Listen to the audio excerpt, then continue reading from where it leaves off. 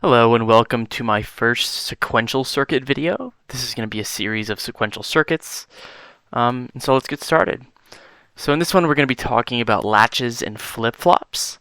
On the screen here we have what's called a D-latch. And what a D-latch does is that it has this enabler here.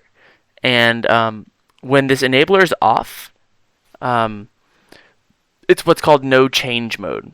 So we have Q and then the opposite of Q. And in no change mode, it doesn't matter what my input is, it doesn't do anything. But when it is on, D is equal to Q and is the opposite of Q prime. However, if I turn it off while it's active, then it doesn't change again. So there are instances where D can be 0 and Q can be 1. And then there are also instances where D can be 1 and Q can be 0.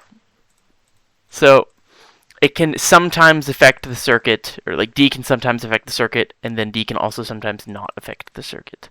It just depends on whatever the enabler is. And that's kind of what the meaning of a sequential circuit is versus a combinational circuit.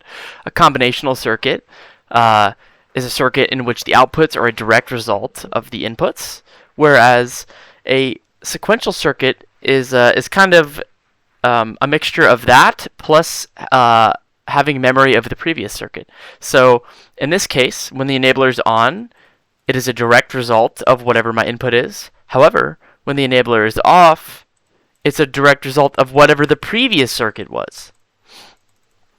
And so in that way, sequential circuits have basically a memory of previous circuits. So yeah. All right, and so now we can go over and look at the flip-flop here. This is a combination of two D latches. And we'll kind of just show how this works. Basically, it uses this clock here. And we can make this clock tick through like a simulation in Logisim. What you do is you go here into simulate. I changed the auto tick frequency to 0.5 hertz, and then we enable this auto tick. And so every 0.5 hertz, which I guess is a metric of time, this will change from high to low. And so what this is a positive edge triggered circuit, and I'll explain what that means in a second. But basically, what we can do is whenever this, let's see. So whenever it's low, I can change Y, and whenever it's high, Y will change Q. So say that it's low, I can change it. It's 0, boom, and then when it's high, Y will change Q. And vice versa. So when this is low, say I change it to 1. Now, when it's high, Y will change Q. It's kind of fast because that's just how the hertz work out, but you can kind of see what's going on here. And so kind of what I'm talking about when I say positive edge triggered and negative edge triggered, basically in the timing diagram, so we can actually, let's see here. In order to show what positive edge triggered means and negative edge triggered means, I'll actually go ahead and show the timing diagram. It's this window right here. So in Logisim, let's see if it actually shows it. Well, that's not really showing. Like kind of how I guess I can show here. So excluding like ignore the clock one, but if you look at D, if I change it, yeah, it's gonna mess it up. But let's see here. Okay, so when you look at this timing diagram, it'll it's 1, and then it'll go from 1 to 0, and then it goes from 0 to 1. If it's negative edge triggered, that means that whenever this goes down, then Q will be able to be changed.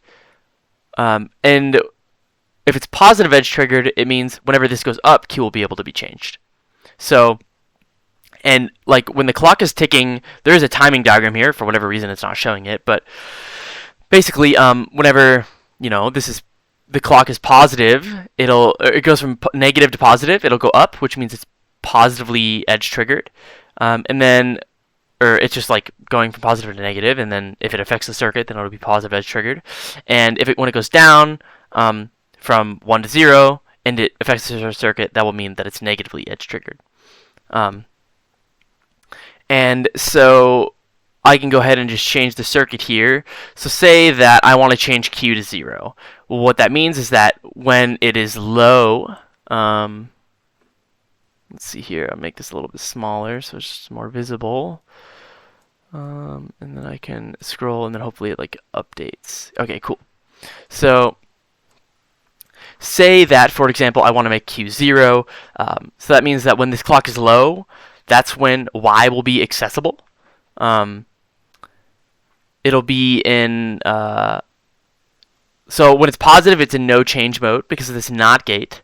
You remember, because when in our D latch, when enable is 0, that means that I can chain, or that means that let's see, double check here. When it's 0, that means it's in no change mode, and when it's 1, that means it's in. I can change it. I guess you call it change mode. I can change it from 1 and 0. It's also called set and reset mode. But if I look at this here, and I do timing diagram, and I do auto tick enabled.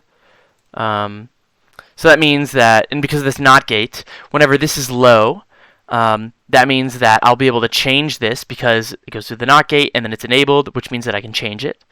And that'll feed up to this Y here.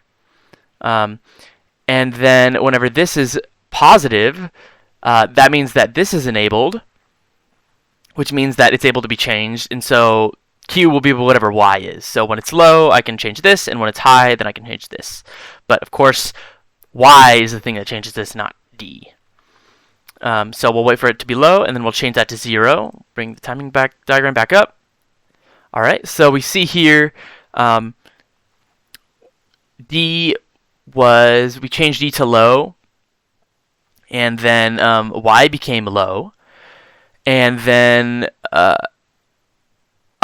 like 5 hertz later, Q became low, because we needed to wait for the clock to tick back down. And if we want to change it back to 1, we just wait for this to be low. Click that, bring up the timing diagram back again, boom, same thing. So these happen at basically the same time, actually the exact same time.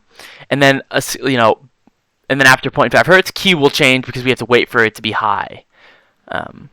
So yeah, and that's pretty much it. So that's a D flip-flop and a D latch. That's kind of how it works, and thank you for watching. I'll see you in the next video.